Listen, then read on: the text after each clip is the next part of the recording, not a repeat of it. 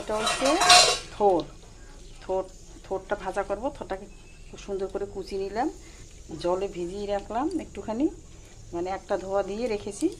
এটা পরিষ্কারই হয়ে গেছে ধোয়াটা। কড়াইতে তেল বসিয়ে দিয়েছি, এবারে থোড়টাকে করব। তেল গরম হয়ে গেছে, কালো জিরে ফোড়ন দেব, শুকনো লঙ্কা ফোড়ন দেব, শুকনো লঙ্কা ফোড়ন দিয়ে দিলাম। এই দেখুন এটা হয়ে গেছে, এবারে আমি থোড়টাকে দিয়ে দেবো।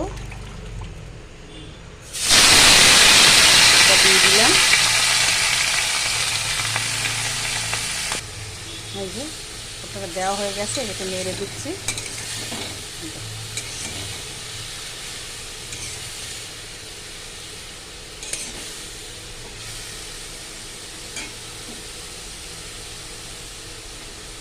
নাড়াচাড়া দিয়ে একটু পরে ঢাকা দিয়ে দেবো।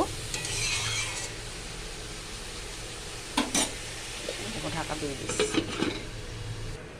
এই দেখো ঢাকা খুলছি, প্রায় সিদ্ধ হয়ে গেছে। এখন একটু হলুদ দিয়ে দিচ্ছি,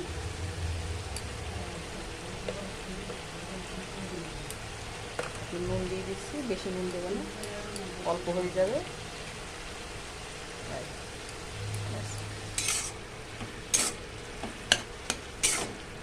সিদ্ধ হয়ে গেছে।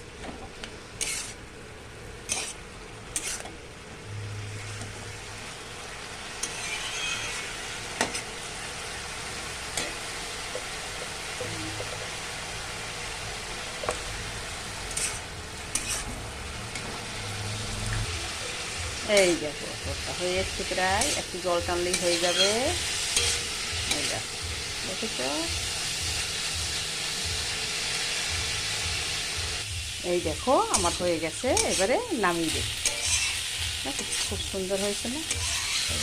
তেলটা ছেড়ে দিয়েছে, এই যে তেল ছেড়ে দিয়েছে। তেল ছেড়ে দেওয়া মানে হয়ে যাবে।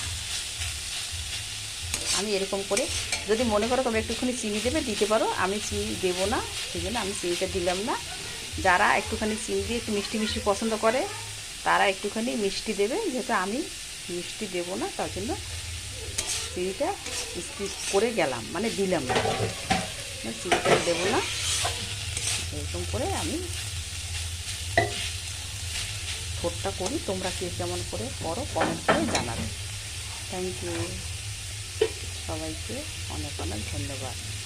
একটু সময় দিয়ে দেখবে, এটাকে ভিডিও কেটে ধাক্কা মেরে তুলে দেবে না, একটুখানি দেখবে।